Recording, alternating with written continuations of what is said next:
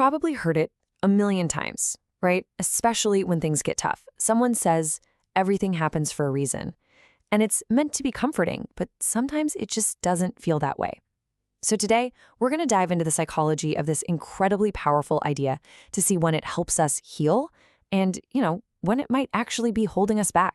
And really, it all starts with a question like this one, posted online, that just gets right to the heart of it all. It reads, "Hello, what is your opinion on everything happening for a reason? For good. Do you think it is, or are we just deluding ourselves?" Wow, what a raw and honest question. It's something so many of us have quietly wondered about. And see, this isn't just some philosophical debate. This question, it goes so much deeper. It touches the very core of how we try to make sense of pain, of loss, of chaos. Whether you've asked it yourself late at night or heard it from a well-meaning friend, it points to this fundamental human need we have to find some kind of order when the world feels messy and completely out of our control. So if we look at this from a psychological perspective, there's no simple yes or no answer here. The truth is actually a lot more interesting and I think a lot more empowering. We're going to explore the psychology behind this powerful drive we all have, our search for meaning when we're faced with the toughest parts of life. Okay, so here's the key distinction we need to make right away. Psychology isn't really concerned with whether events actually happen for some grand cosmic reason. Instead, it focuses on our profound, very human need to give things a reason, to create a sense of meaning ourselves. And that's not a weakness. It's an amazing coping mechanism. It's how we manage the sheer weight of pain and uncertainty. So the focus really shifts from finding a reason to creating meaning. So let's talk about why this belief is so incredibly common and, for a lot of people, genuinely comforting. If you've ever found peace in the idea that everything happens for a reason, you are absolutely not alone. This belief actually serves some really important psychological functions that help us stay afloat. This idea is like a psychological first aid kit, and it works in three main ways. First, it regulates anxiety. Just the thought that there's a hidden order to the chaos can be so calming for our nervous system. Second, it protects our psyche. After something traumatic, our mind just scrambles to make sense of it, right? It often creates what we call post-traumatic meaning, that story that we became stronger because of what happened. And finally, it helps restore a sense of control. Believing in a reason can make us feel less like a pinball bouncing around in a random universe, even if that feeling of control is just an illusion.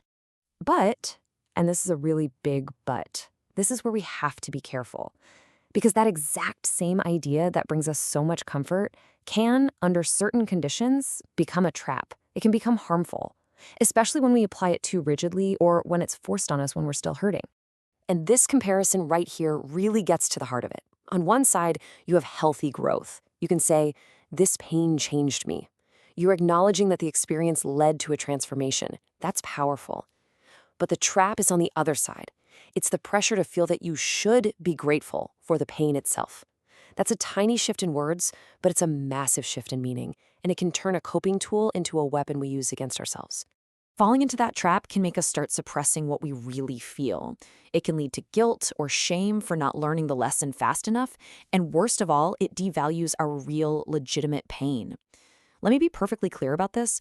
While we can absolutely grow from suffering, suffering is not a requirement for growth. Your pain is valid, full stop. It doesn't need a neat little lesson attached to it to be real. Okay, so what's the alternative? What's a healthier way forward? Well, it involves a really important shift in perspective, moving away from passively waiting for a reason to show up and toward actively creating our own meaning. This quote says it all. Not everything happens for the best. Some things are just awful, and it is perfectly okay and necessary to admit that. Our power isn't in pretending the bad thing was actually good. Our power is in deciding what we do afterward. It reminds me of the psychiatrist Viktor Frankl, who found that even in the most horrific circumstances, we have the ultimate freedom to choose our attitude. We have the ability to build our own meaning, even from the rubble. Think about it this way. Finding a reason is passive. It's like you're on a scavenger hunt for something that's already out there, something external and fixed. But creating meaning, that's active. It's internal. It's something flexible that we build. And that simple shift puts the power right back where it belongs, in our own hands. So what are we really talking about when we say created meaning? It's the purpose, the significance that we intentionally build from what we've been through. It's a resource we construct for ourselves. The events might have been out of our control, but our interpretation of them, the story we tell ourselves about what they mean for our lives, that is up to us. So, to bring this all together, the healthier path isn't about slapping a "it was all for the best" sticker on our pain. It's about honoring the reality of our experience, giving ourselves permission to feel whatever we need to feel, and then, only when we're ready, we can begin that personal, powerful work of building meaning from it all. If there's one thing to take away from all this, please let it be this idea. Meaning is created, not discovered. You're not a detective searching for a pre-written answer called the reason. No, you are an architect. You get to design and build the story of your own life. And that leaves us with one last, empowering question to think about. Notice it doesn't deny the storm happened. The storm was real, but it turns our gaze toward the future, toward our own power. The most important question isn't, why did this happen to me? It's, what will I do now?